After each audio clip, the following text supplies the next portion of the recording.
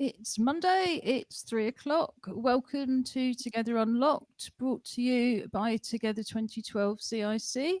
I'm Ju Gosling, artist and artistic director. Here with me in my East London studio is our chair and artist Julie Newman. And we're going to go over to West Midlands first for some proper introductions and a little bit of audio description. I'm Josh Surgener. I'm one of the hosts of Together TV as well, and I'm a PhD research student. And I have medium length uh, blonde hair, and I'm wearing a blue t-shirt that says Super Dry on it, and lots of other kind of details. But the main picture is a racing wheel or a drag racing wheel with wings on it. Thank you, Josh. And I am Robin Surgener, some relation or other. I am business director of Together 2012, artist known as Angry Fish. Today I am sporting nice, clean, shiny, whitey silver hair, no rimmed silver armed glasses, shaven, and wearing a grey short sleeve t shirt, bulging in all the wrong places. And the picture on the front is well, I am a guitarist. That is my trade is a guitar player and a songwriter. And the picture on the t-shirt is kind of like the guitarist's tree of life. It is a Fender Stratocaster guitar, with lots of branches coming off the neck with other types and shapes of guitars hanging from it. I will resist the temptation to ask where you got it from until later. Julie. Hi, I've got gold and silver hair, again freshly washed, dark rimmed glasses, a white t-shirt which says "Choose Love," an Amnesty t-shirt, in fact. Um, I do like your t-shirt actually, Robin. It's nice. Yeah, it's just the T shirt Mutual Admiration Society today. So I have a very short red tenured hair, courtesy of the assistant's dog clippers last week. I have black plastic framed glasses. My hands are in black splints. I've got silver jewellery and a white short sleeved t shirt that says The Magic Hour, which we hope this will be. We've got lots of chat coming up, art, and a special guest, Jess Starn, who's going to tell us about her current art projects. That will be coming up about 3:20. It's Pride Month. We've been talking about that quite a lot, and I just wanted to show us a contribution from another surgeoner, EJ, who has made this for the window, playing on the themes of rainbows and Pride Month. Oh wow! So that is very, very sweet indeed. Very clever, actually. Yeah, can either of you tell me how she managed to get the rainbows? Did she colour them afterwards? Yeah, Yes. yeah, she did. She coloured each of the people individually. So Tracy was doing. So the fourth surgeoner, our back office assistant, was doing how to make paper chain people for her girls' brigade group because they haven't been meeting at all, and it was actually an activity for the younger ones. And so she made a little video of how to make the paper chain people, which Emily was like, "I want to do that," so did it, and then literally has coloured them all in, and they've all got faces as well somewhere in there. Yeah, so they're photographed hanging in the window. They, as Robin says, it's a paper chain, and each person has been coloured in individually in different rainbow colours. We're going to be putting that up on our highlights and links page, which you can find in the sub menu under Together Unlocked TV. That's on our website, www.together2012.org.uk. And of course, I'm now going to ask very nicely Tracy Surgener if we can put that video on our Join In From homepage. Yeah. You'll find the Join In From homepage right at the top. I think it's about the third link at the top of the page. We'll have a video with some more details later. But there's a whole range of inclusive, accessible arts activities for you to do at home. everything from art, poetry, music, film, dance, craft, family activities. There's things to watch and there's things to listen to. We would love to see your work, not just from the themes that we discuss in our Join In From Home programme, but essentially any of your artwork. So, anyway, thank you for that, Emily. Does anybody want to kick off with some comments about Pride Month and where we are? Um, there's been some discussion about if next weekend is Pride weekend. I think it is, and I think we'll find the link for it for virtual Pride weekend. But I've found the link again for Travelers Pride. Travelers Pride was set up in Pride 2019, and they're a really radical group. Actually, they keep going all the year round. They don't lose their profile once Pride is over. They Twitter and tweet and Facebook, etc., etc. They're a very active group and very interesting to follow. Their main focus is inclusion. There's another group which I'd found as well and sent the link across to Jew, which is a traveler's resource site which has got a whole resource page on LGBTQI travelers, and it's got some very good little films and some resources around travelers' LGBTQI experience. I think one of the things that both of these sites do and do very, very well is to challenge the stereotypes we have of the traveler, those of us who aren't travelers, let me say, of the travelers community as being harsh and rigid and not accepting of diversity and not inclusive. I think one of the things that both of these sites does is to challenge that really actively and really well and say, look, this is a stereotype. This isn't our experience. And if you think about it, sort of in the non-travelers world, in the world at large, the Church of England can appear to be very hostile to LGBTQI causes, as indeed can the Roman Catholic Church for sure, and a range of other Christian faiths.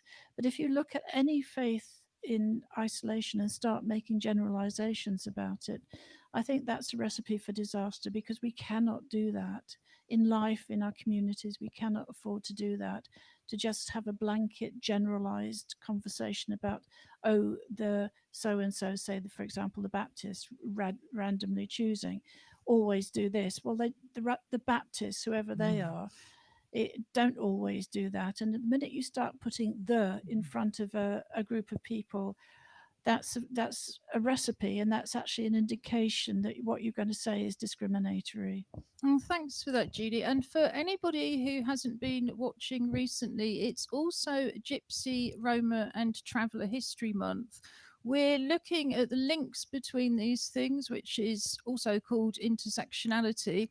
But of course, we're also looking at them in isolation. And we've previously discussed how travellers are discriminated against in terms of accessing services around disability.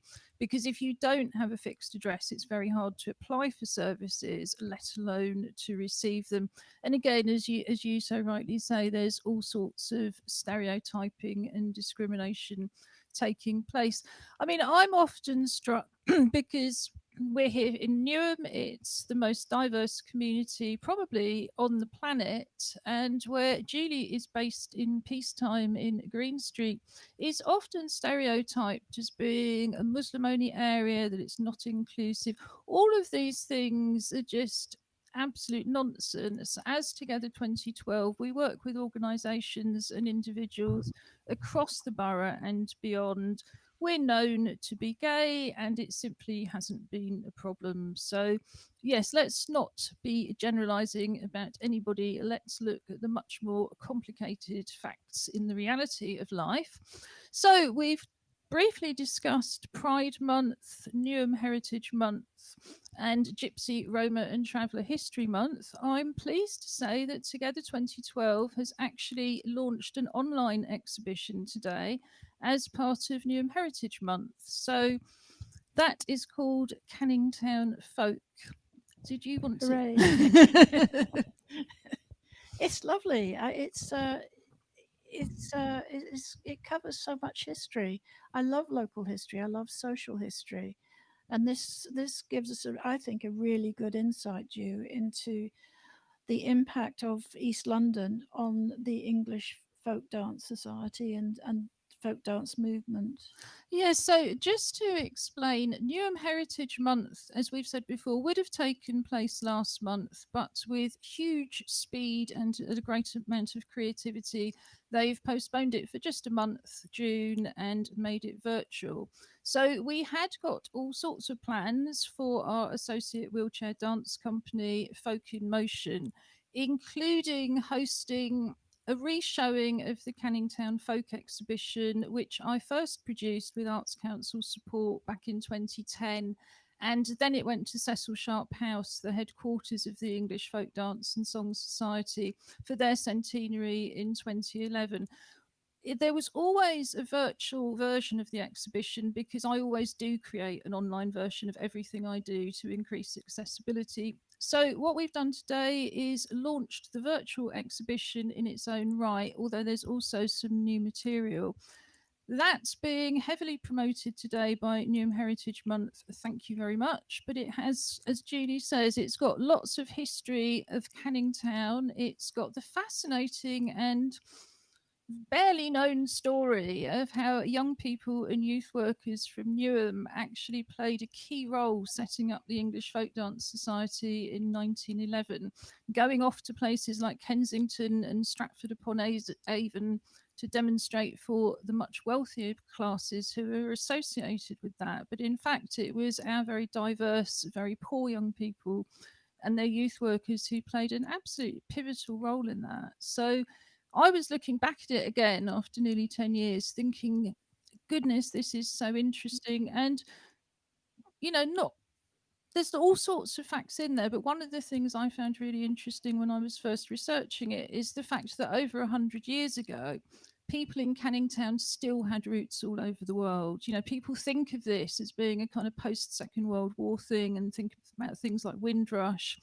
But in fact, because of the docks, the shipping, we've had a very, very diverse community here, absolutely from the beginning.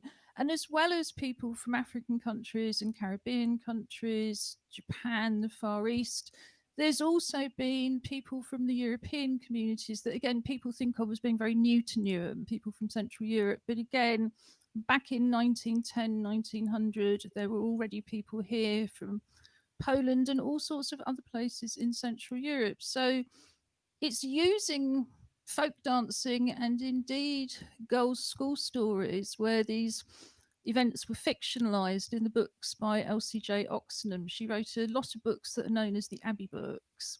And within about 4 of these Abbey books, she actually immortalizes these people with nicknames, but barely disguised. There's a wonderful, wonderful description of a visit to Plaistow. There's wonderful descriptions of Canning Town in the 20s during, the height of unemployment.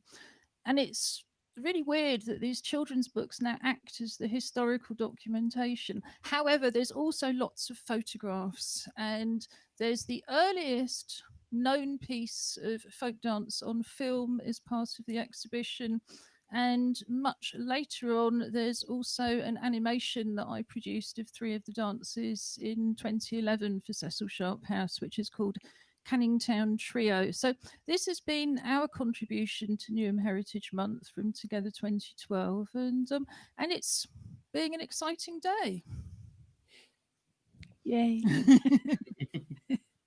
I do think it's kind of interesting though that there is, I think, quite a broad perception that migration is a relatively new thing, and obviously it isn't. I mean, Marco Polo's from umpteen millennia ago, and even when you just take Shakespeare's writings, Shakespeare talks about places in Europe as places he knows and people from those places, and this is and so that's that was written in 16 whatever it was, and it makes you realize just quite how long people have been traveling, and I think it's our short memories that make us think that we are the only ones that have done this.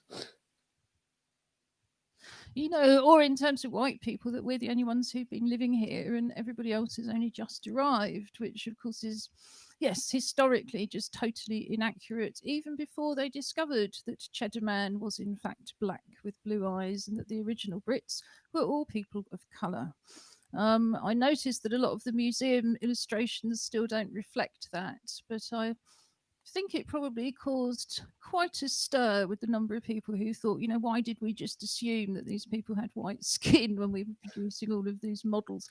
You know, what they call unconscious bias, isn't it? It's the prejudice we're not aware of Yeah, that is always the worst.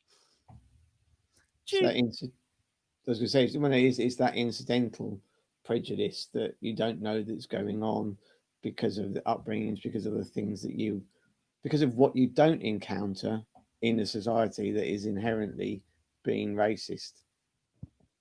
It's so true. I was reading this morning a tweet about somebody who works in a school, and they were saying, as if it was the most radical thing in the world, oh, yes, well, we're hoping to include Black history as part of the regular curriculum rather than just during Black History Month. And I thought, hang on, there's something wrong with that, surely. You know, once you start reading as well, you know, sort of properly, I've got several books on the growth of the East India Shipping Company, the whole spice trade, and the impact of that. And once you start reading those sort of books, those sort of social history, isn't it? You cannot help but realize that our contributions to the countries that were being explored are probably so much less than the contributions that were given back to us by the people who we met. Well, Josh has got something. Well, Please. The just thinking about kind of what G was saying around, you know, the depictions in museums, and it may have changed, but there was something called mitochondrial Eve, which is the you can trace back all human genetics, mother to mother, of every single human to one woman in East Africa. Pretty sure she wasn't white. So, you know, it's you know, it is kind of quite ironic, but like, you know, the research and the discoveries were all done by, let's be honest, white people. So they wrote the history, and yeah, it's probably not necessarily the most accurate depictions, I don't think. Well, no, and I'm not going to pick the subject up now. Everybody will be delighted to know, but there's an awful lot of confusion, I think is the kindest thing I can say, around science. And that has really, really impacted on the way this country has dealt with coronavirus. I think we're much more inclined, whether it's that unconscious bias or not, to still believe in the science of the 19th century because everybody's so proud of people like Darwin that they've forgotten what most other countries haven't forgotten, which is an awful lot of science has come along ever since and made most of what he said not completely inaccurate, but certainly things like eugenics theories, however abhorrent, science has also proved beyond doubt that they simply don't exist, which is why, like I said, I'm not going to get into it now. But I think these things are very kind of linked. You know, people's prejudices are linked to their understanding of science, and their understanding of science in the UK seems to be particularly poor. I wrote a book in 2010 called Abnormal, which was based on an 18-month residency at the National Institute of Medical Research. And I think it's another project I should be going back to because I'd written quite a lot about how science tells us that science is not omnipotent. And one of the key things was the fact that new diseases are always emerging and old diseases are always becoming resistant to medication.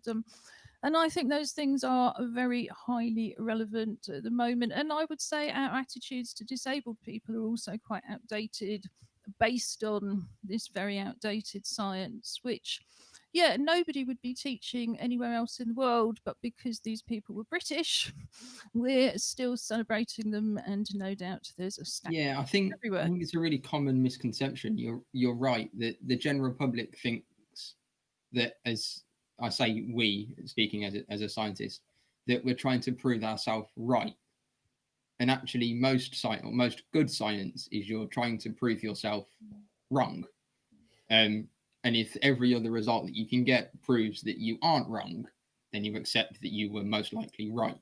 Which I know it sounds like a really kind of contradictory way to think about it, but in terms of physics and understanding how things, how the universe was formed, or how fish evolved into birds, or whatever you want to do, it's let's eliminate everything else, and then whatever we're left with is most likely it, rather than taking one thing and trying to prove it right, because it's easy to prove something's right, or you can get lots of bias in your own thinking if you try and prove yourself right.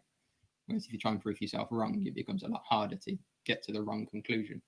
Well, I think I understood that, Josh. Sorry. It's, No, No, it, was it, sensible. you know, and I'm going to move us on, but I'm going to come back to these points, I think, on more than one occasion. At the moment, we're going to talk about science in terms of arts and technology, and we're going to welcome our guest, Jessica Starnes. Jessica is an artist who is going to be working with us as part of the Together 2020 Disability History Month Festival in November. But first of all, she's going to tell us about her current project, which has been funded by an unlimited commission. So it will just take me a couple of minutes to get Jessica up on screen and speaking to us. Hi, Jess, can you hear us? Hi. Yeah, I can hear you. Can you hear me? Yes, that's absolutely brilliant. So, where do you want to start? Well, I could read through what I've typed up to explain about the project, if that's best. Absolutely. Would you mind doing it reasonably slowly for our caption lady? Yeah, that's fine. Thank So, Paleotypist is the word I was looking for. I'm Jessica Starnes, and I'm an inclusive arts artist. I've just completed my MA in inclusive arts practice at the University of Brighton. I have long blonde hair, and I'm wearing a black T-shirt that's embroidered with flowers. So I'm just going to read through a script that I've typed up to talk about the project. So on the 23rd of July, it will be 50 years since the Education of Handicapped Children's Act 1970 that introduced an act to make provision as respects to England and Wales for discontinuing the classification of handicapped children as unsuitable for education at school and for purposes connected therewith, meaning from the 23rd of July 1970, all children of compulsory school age had a right to an education. I'm going to commemorate the Act on the 23rd of July by asking, 50 years on, how inclusive is our school education system, or what would your ideal school look like? I'll be gathering people's audio responses to create a sound installation, and any age can take part, but if you're under 18, you will need a parent's or guardian's permission. Your audio recording only needs to be around about a minute long, and you can create recordings on iPhones with the Voice Memo app, or if you have an Android phone, to download a voice recording app, or if it's easier, you're welcome to email me a video where I can extract the audio from. The deadline to submit is Friday the 17th of July, and you can email your recording to inclusiveartspractitioner@gmail.com. And you can also contact me on this email if you need help with recording or submitting your audio. And this project's being funded by Unlimited as one of their micro funded commissions. That's great. Thanks, Jess. So, who wants to start with some questions? I will just add, for anybody who's worried that they can't get those details, they will be on our highlights and links page. So, what you do is you go to Together Unlocked TV on our website, you click on the link immediately below for highlights and links, and all of the information about how to join in will be there. I just want to kick off by saying this is so relevant to the Young Black Lives Matter campaign that we launched 10 days ago. which is a local campaign, Jess, where we're looking at the fact that the average London borough has 3% of its young people has an education and healthcare plan. And that means that their educational needs are recognised and they get support right up to the age of 25.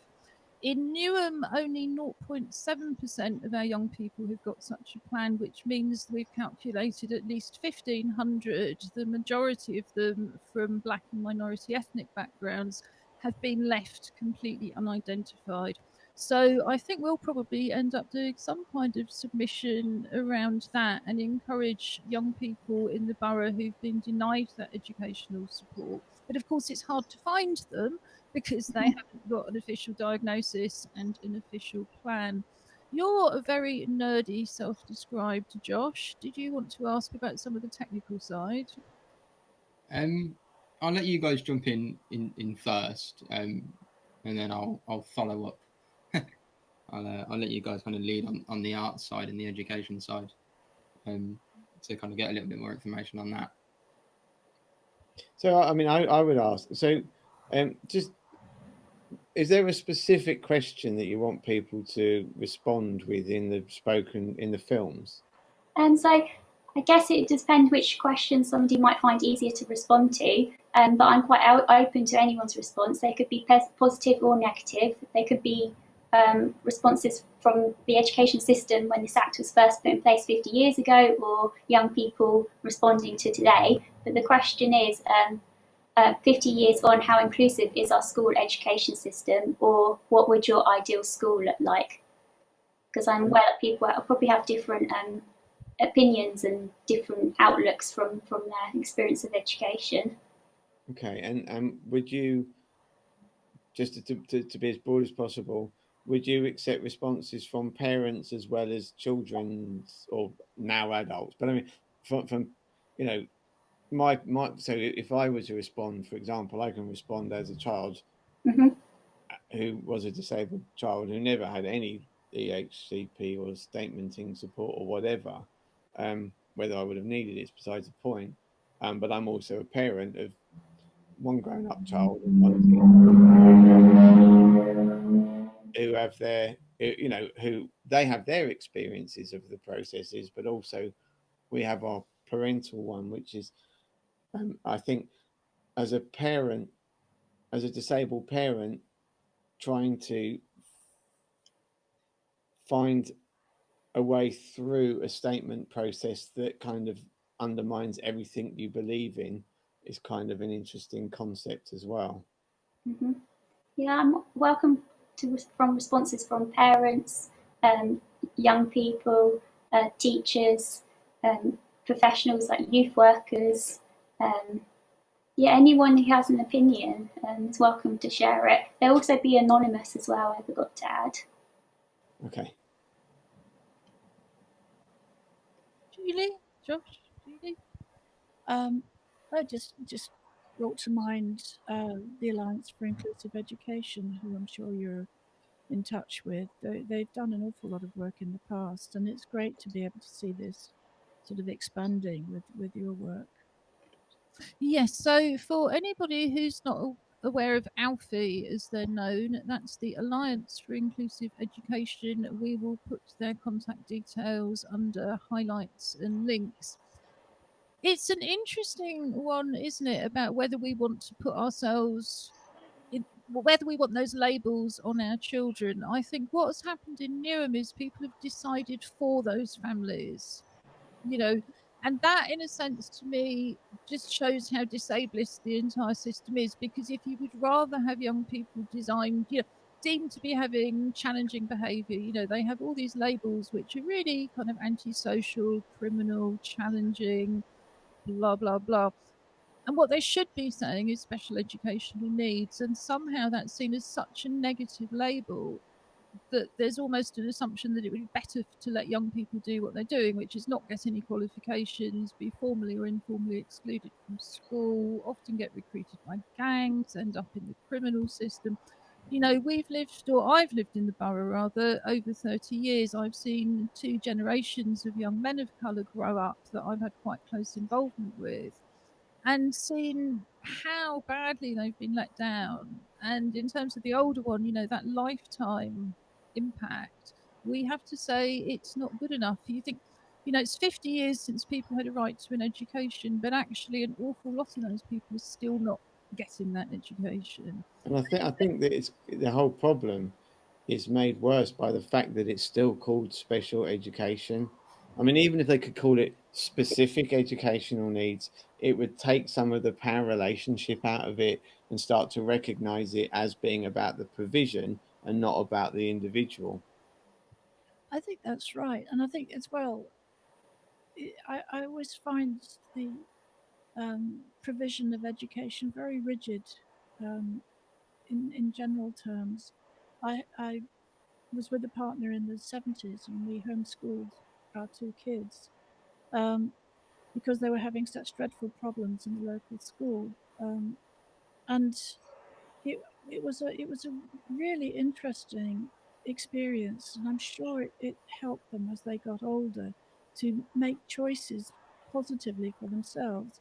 And yet, within the sort of general response to education in this country, we don't really seem to look at alternative education with any great seriousness. It's generally seen as something for the toffs or the posh people who can pay for public schools, but it's not actually. You know, certainly the Education Otherwise movement was very much made up of ordinary people like ourselves who were just wanting to do the best for the children, and that did include socialization. We had formal socialization for them.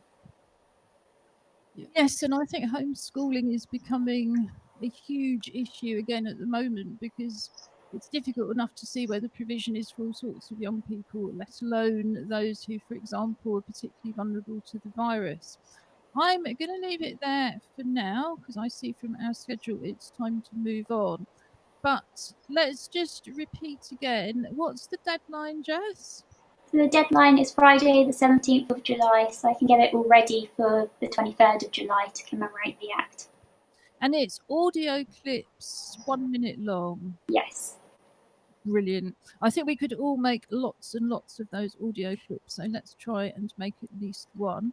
We're going to have Jess back on the show soon to talk about her project for the Together 2020 Festival. Right. We might well have her back on the show in July, just to remind you, because I know that everybody will be very interested, but perhaps might not remember. That would certainly be my kind of thing. So let's talk to Jess again soon. It's been great to have you on the show, Jess. Thank you for sparing the time. Well, thank you for welcoming me on the show. Thanks, Jess. It's nice to see you, Jess. And what we're going to do now is we are just going to pull ourselves back to our Join In From Home program by playing a short video. So if everybody else could mute their microphones.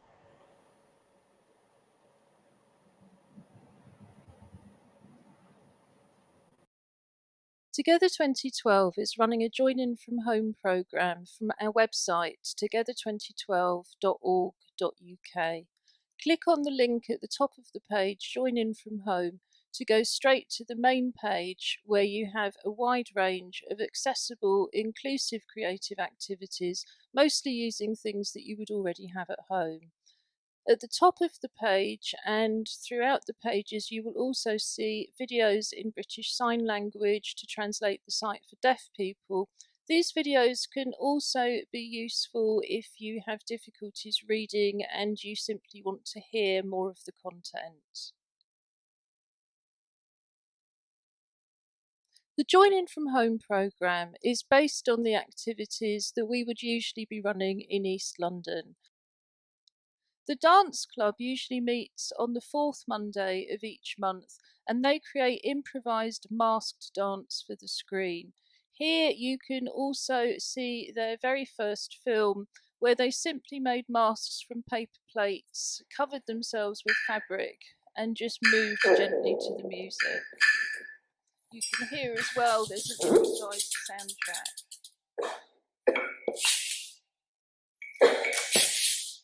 So we're suggesting that you make a mask out of anything you can think of. It could be a cardboard box, a paper bag, a paper plate as in here.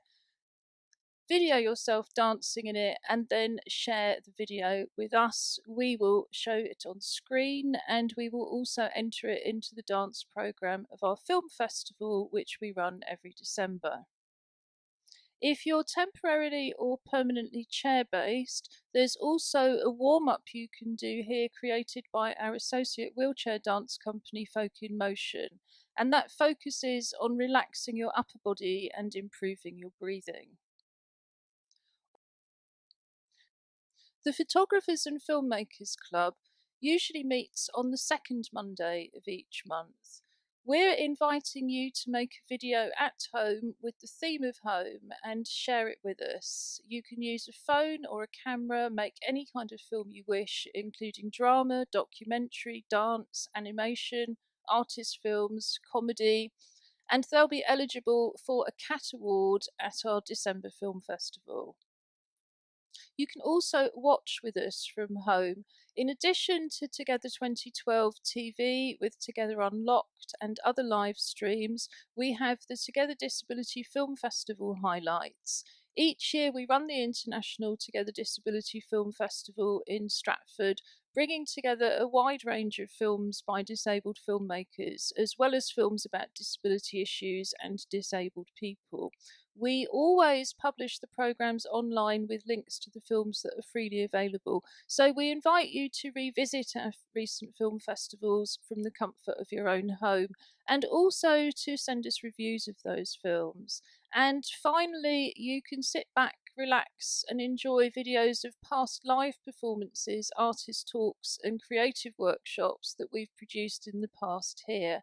So, for example, from past festivals, we have documentation and films of creative dance workshops, street art performances, dances that the dance club have created, dance performances, and of course, we're continuing to add new activities on a regular basis. Yeah, I mean, such a huge amount of information. And if anyone, if anyone is still feeling bored at home, not sure what they should do with themselves, everyone's got an artist in them. It's not about how well you do something. It is simply about finding a way of expressing something that you're feeling. Whether that's the beauty of a daisy in the garden, or whether that's some clever words that kind of tell other people what's going on inside your head. It doesn't matter. Have a look at all the different options there and try and find something new, something different that makes you go, I could do that, and it will make me feel good. And I think also we've discussed this last week with Josh sharing his journey of learning to draw. Just because you can't do it straight away doesn't mean you can't do it. It just means, like all these things, it takes practice, and the practice can be a lot of fun in its own right. We were talking on Friday about plans for the weekend. We always have a section called Something for the Weekend on Friday where we recommend virtual activities. But with it being the solstice, it was a particularly big weekend. So I'm just going to go back a minute and say, starting with Julie, how did you get on with your virtual weekend? I was lovely. I was like a pig in clover. You didn't expect me to say that, did you? No, I was very very happy. We watched the Stonehenge at about 4:30 on Sunday morning. Watched the sunrise through the clouds, but we did see the little people like ants dancing around in the live feed, which was a lot of fun. I then watched hours and hours and hours of the annular eclipse from all over the world. It seemed to start in North Africa, and then as the Earth moved round, you could follow the eclipse across to India. There was a lovely site in Rajasthan, which was wonderful. It was happening. You could see it in Nepal. Uh, there was also sites in Indonesia, um, and Taiwan. There was a really good site from Taiwan. So watching the sunrise all over the world was lovely. I really enjoyed that. Um, sort of like, well, it wasn't really a sunrise, was it? It was the eclipse, but it was very special, and it was so interesting as well. But when I did some research over the weekend, I had something tucked away in the back of my mind about Norwegian fires as a form of celebration. And the more I Googled and searched, the more I read about the fact that the midsummer and the equinox has been celebrated sort of like from prehistoric times. Usually there's a celebration around fire and water. Um, and it seems that the established churches, certainly the Christian church, took it over, as they did indeed with Christmas and other holidays, Easter, etc., to try and to make it more Christian. But what they did was they took it over as St. John the Baptist, the feast of St. John the Baptist. So that also involved water.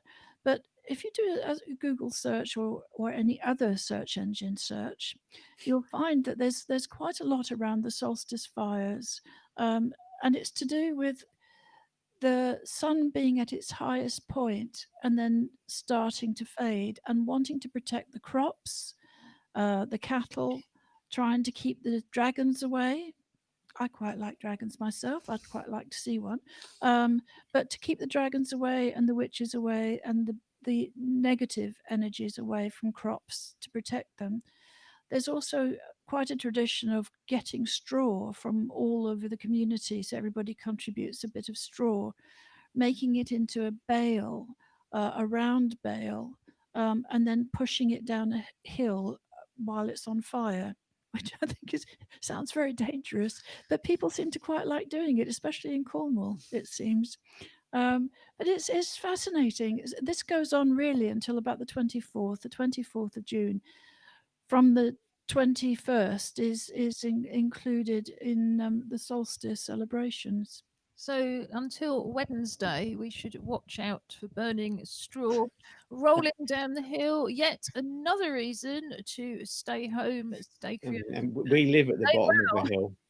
Uh-oh. Yeah, we live at the bottom of a steep hill, so that's right. We'd be prime targets.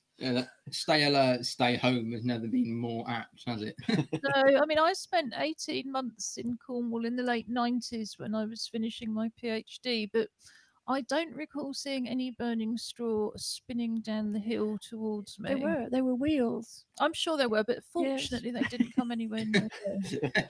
The idea was that they'd go straight into the water. Usually at the bottom of the hill, I think you're probably safe, you guys, you surgeon people, because they tend to sort of aim at bits of water to sort of basically to make it go out so that it doesn't set fire to the village. Generally, the act of rolling it down the hill seems to turn it off anyway. It sort of deadens the fire. But it's usually so in Cornwall, for example, it'd be into the sea, over the cliffs. Well, I'm beginning to feel very lucky now because we did indeed, for the second 9 months, live on a hill in Newlyn where it went straight down to the water. Not one that I would use a wheelchair on. You would certainly not just be risking your life, but dying very spectacularly. Robin, you were performing at solstice events over the weekend. How did that go? Yeah, it was quite a busy weekend for me. I mean, yeah, although I'd already done the busyness before it, because in the best efforts of staying home, staying creative, and staying well, I created 2 different films. So first of all, on Friday, for the evening of creativity at the Oikos Cafe in Erdington, which is an extremely popular location for artists in North Birmingham. I mean, it literally is a local cafe. Oikos is a Polish church, but they give over the premises. I mean, it's a cafe, which also operates as a church. So it's kind of very good mixed use, really. The whole idea is about, very much like us, it's about promoting local artists in their locality first. So I performed, I recorded me singing and playing along to a couple of songs, one being We Will Survive, which I did the other week on the show, as an acoustic version, but I decided I'd get clever and try and play other instruments and record them. It's okay. And then also the song I did last Friday, Special Needs. That was what I Yeah. did, wasn't it? Yeah. Mm. I the Friday before, sorry, I put those two together as a kind of 8-minute piece for that.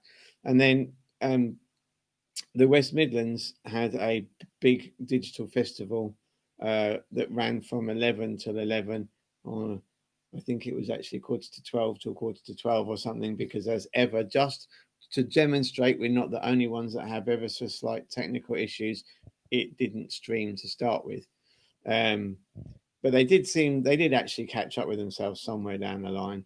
And then we watched quite a lot of that actually. It was we didn't sit kind of glued to it, but it was on a laptop or somewhere in the house all day. And we, there was like 31 acts I think across the 12 hours. And so we kind of honed in on various bits and pieces of what was going on, including a film called Collisions and Contradictions, which is a film of 4 West Midlands disability arts poets, including myself.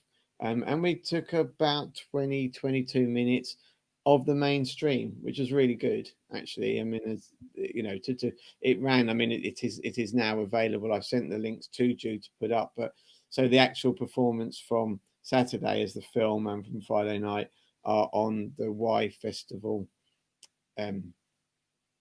YouTube channel, which is very new, and I think the links work best if you search Y Festival. I'm not popular enough yet.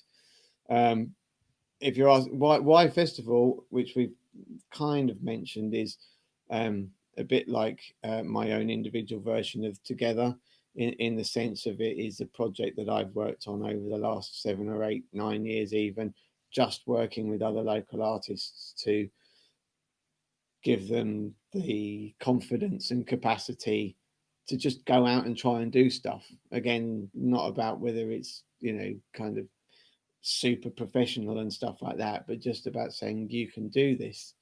And there was, I was just going to say, there was also within the festival another an inclusive dance act called Freewheeling, which did a collage piece like we've seen. Act Up, yeah. Sorry, thanks, Josh. We've seen from Act Up, so the pieces were filmed individually and then put together to create a short film, demonstrating quite a nice range of different artists and dancers. So it was good. Yes, I mean that's a good point. Just to say again, we did refer to it in the film about our Join In From Home program. Together 2012 isn't just led by one person, I hasten to say. We have a number of directors and we have a very large community advisory board and also non executive directors from arts and business. But we run a year round outreach program to develop locally based and emerging artists and anyone who can really get over to East London. So every morning on a weekday, we run a different, what we call club, which is a free creative workshop. They vary in length between an hour and a half and 2 hours, depending on the club session. And they're open to any disabled person and anybody who they want to bring with them. They're completely free. We're committed that everything we do is free, whether it's a performance led by disabled people, an exhibition, a film festival, you name it, we don't charge for it. Not because of the quality, but because we recognize that money is a huge access barrier, and of course, now more than ever. So we will be redoubling our efforts to make sure that disabled people and their families have access to free, high quality, inclusive, accessible activities, and continuing to expand that program, including, I hope now, with Tracy's film about making paper people. I actually spent the weekend working because I think I'd got a little bit behind on my Newham Heritage Month work and decided that, well, not so much behind, but I decided that I'd do something new. So we've created a page on the Together website all about how we upcycle and create costumes for Folk in Motion. Folk in Motion is our wheelchair dance company, and it grew out of the Canning Town Folk Exhibition. You wouldn't think that was possible, but in a nutshell, because it's already 10 to 4, I created the exhibition in 2010 and it was shown in Canning Town.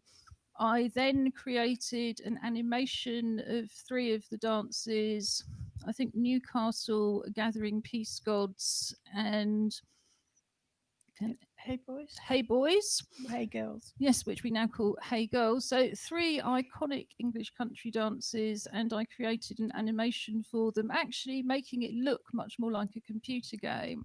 But when I was doing it, I thought this is really like choreographing for wheelchair users, because in a previous time I'd been part of Grey Eye Theatre Company's Rhinestone Rollers Wheelchair Dance Group. So I managed to get some more money from the Arts Council when the exhibition was at the English Folk Dance and Song Society.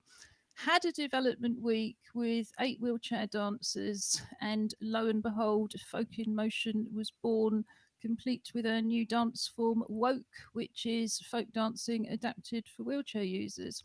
So we couldn't dance to celebrate the exhibition, which was what had been planned, and we couldn't dance to celebrate the solstice, but I got our dancing costumes out and spent the weekend photographing them and describing them and putting them up on the website. So there will be a link under Newham Heritage Month to that page as well.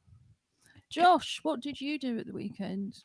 I had a far less active weekend. I'd been really busy all week with uni work, so I just kind of parked myself on the settee, played Xbox, and watched TV. Which sounds really rubbish now compared to you 3 and your arts productions and your solstice googlings and what. But I had a lovely time. It was quite relaxing. There's 3 ages of shielding, isn't it? The middle-aged and the, what do we say? Lovely. Older people. No, we say lovely. I wanted to just talking about ages. I just wanted to say a very, very big shout out to Greater Manchester Coalition of Disabled People for their 50th birthday today. They've been such a significant guiding force within the disabled people's movement, and certainly for myself, I learnt so much from them back in the early 90s when I was active as a trade unionist. And Lorraine Gradwell, bless her, in particular, was one of the loveliest people I have ever met. And sadly, she's no longer with us. But at the time, she was very active within the coalition. And they've been such a wonderful influence, a very leveling influence for all of us all over the country. And I just wanted to say happy birthday. Yeah, happy birthday. I didn't know that at all. I mean, 50 years is a huge length of time for an organisation that's led by disabled people, as opposed to what we describe as organisations for disabled people. Do you know anything about the history? You've obviously been reading a little bit about the birthday. I can find out. I know bits and pieces, but I couldn't say they were fact. They were just sort of things that I think. But sort of like I prefer. I know. I mean, I know that again, not specifically about the history, but they are a genuine force in Manchester. They are part of what happens. Manchester, MBC or whatever they are. Manchester Council. Consult with them properly. They influence changes that happen in Manchester, which is really not can be said for most places. And I think it really impacts on all sorts of things. I was very struck by some of the modelers saying that it never occurred to them that people could get infected with COVID in care homes, because they made all sorts of assumptions, because they'd never been to a care home and they hadn't met anybody who lived in a care home. Whereas if I go, as I do occasionally on behalf of Regard, where I'm a co-chair, to a gathering of disabled people's organisations, I will quite often see somebody sitting in a suit in a wheelchair who lives in a care home and is representing those interests. And it just shows what happens when those voices aren't there. And I think the voices of care home residents have never been quieter, and it's never been more important to try and not just speak for them and remember they're there, but make sure they can speak for themselves. And yes, I'm sure that having an organisation like Manchester Coalition, because the other thing that a coalition says to me is it's lots of people coming together who might not necessarily agree on everything, but we work together, which is very much what Together 2012's philosophy is. We always say we do what it says on the tin. We come together because together we are strong. And as our motto says, together we can change our world. And I think if you look how disabled people's lives have changed in the last 50 years, it's activists like the people in Manchester and indeed people like yourselves who have changed the world. But I mean, also, it's very, very hard to keep a disabled people's organisation going. I think they're the oldest DPO, disabled people's organisation in the country. And the fact that 50 years later, there's others of us who sadly we've lost, including UKDPC, United Kingdom Disabled People's Council, which was formerly British Council of Disabled People, which was the national organisation. So it's really important to support local disabled people's organisations or other national disabled people's organisations. yeah, and I mean, there was a time when, certainly in the Midlands, DAN or the Direct Action Network, which never actually existed, obviously, did lots of things. And Robert Punton, who is a poet within the film, is one of the people who was effectively broken out of a care home. He was someone who never should have been in a care home, but his physical situation and led him to be there. And actually, he's now an absolutely prolific poet. Has been living in the community in Birmingham. I don't actually know how long, at least as long as Josh has been alive, or about that amount of time, maybe longer. I mean, Rob, if you're watching, so if I don't get the dates right, but literally that was a group of activists went into the care home and broke him out and had got him a flat and forced the council to house them. So, these things did happen. I'm going to cut you off there, Robin, because you've all been chatting away much longer than you should have been according to the schedule in front of you. Fascinating though it is, and we will absolutely come back to it. Something I always remember when I'm reading about care homes is it's really about a housing issue. Any of us could be in care homes. There are lots of young disabled people coming out of university going into care homes instead of their own housing. There were quite a number of people who were told if it was easier at the beginning of COVID, they could be put in a care home rather than live in the community.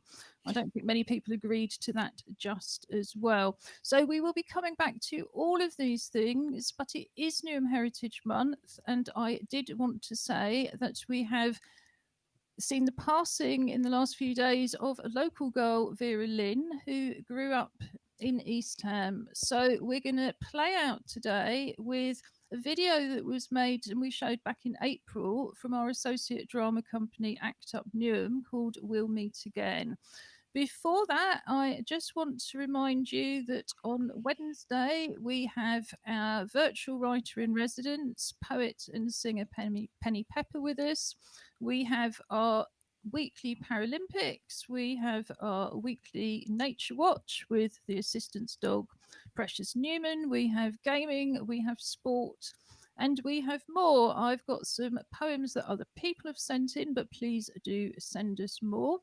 And on that happy note, I hope we've had a happy note along the line, I will say goodbye from East London. And goodbye from the West Midlands. Bye-bye, guys. And again, we will meet again.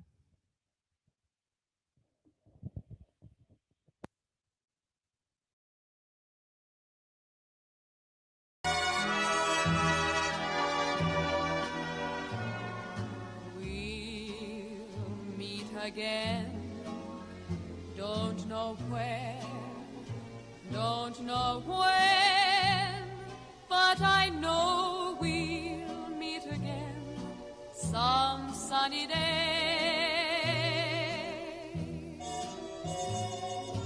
Keep smiling through, just like you always do, till the blue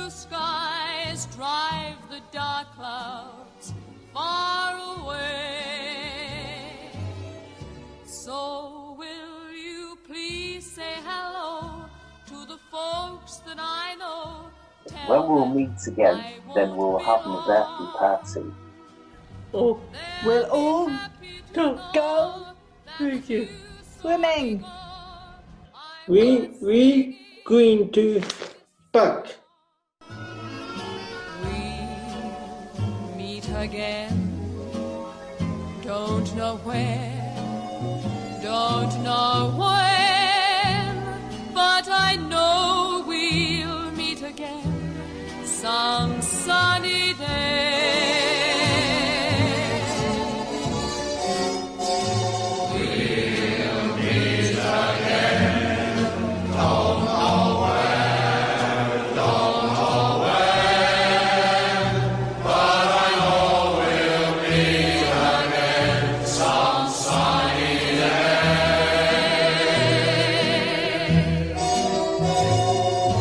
Keep smiling through, just like you always do, till the blue skies hide the dark clouds far away.